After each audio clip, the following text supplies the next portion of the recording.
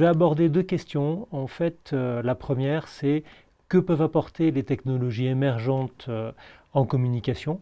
Et la seconde, notamment avec la massification des données, que peut apporter l'éthique de la recherche dans ce contexte-là.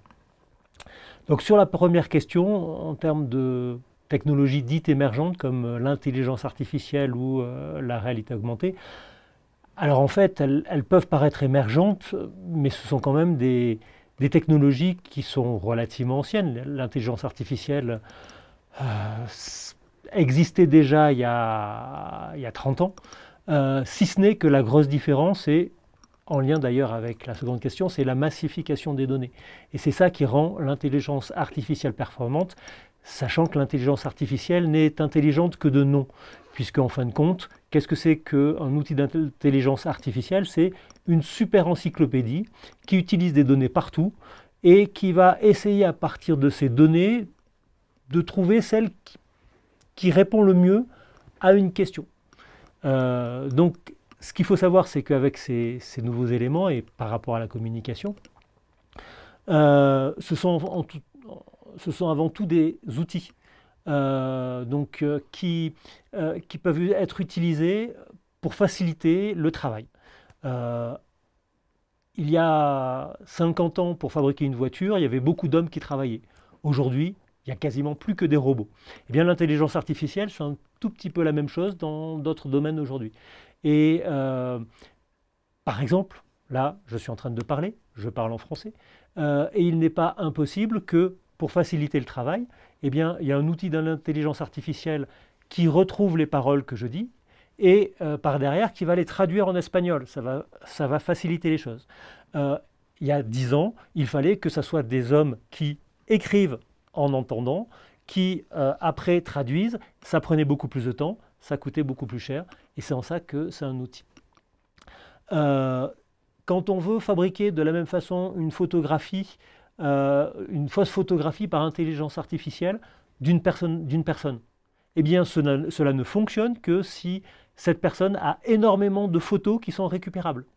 Vous prenez la plupart d'entre vous, à moins d'avoir énormément publié de photographies sur les médias sociaux, eh bien l'intelligence artificielle sera incapable de fabriquer une fausse photographie de vous.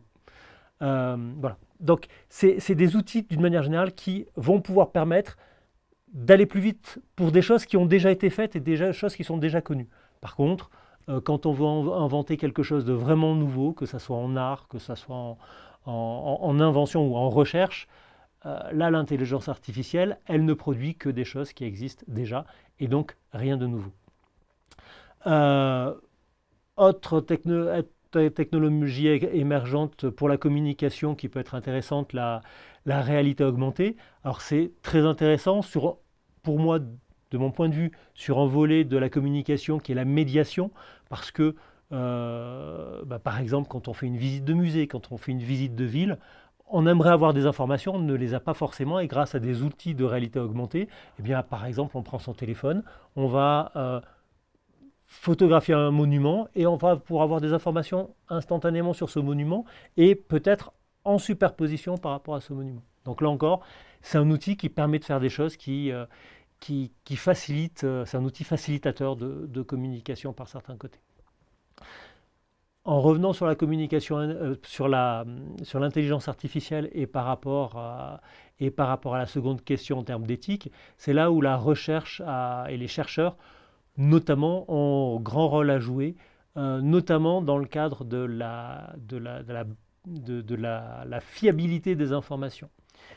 C'est-à-dire que dans la mesure où les outils d'intelligence artificielle vont puiser des informations sur le web, par rapport à des ressources, il va être important de développer des ressources en ligne qui soient fiables. C'est-à-dire qu'il faut que l'on puisse savoir que, par exemple, à l'université d'Anahuac, les informations que l'on va récupérer dessus sont vraies, sont fiables, sont récupérables, par rapport à n'importe quel site où on ne le sait pas. Et c'est en ça qu'en termes d'éthique aussi, les chercheurs ont vraiment un rôle à jouer pour faire en sorte de publier le maximum de choses et bien sûr fiabiliser.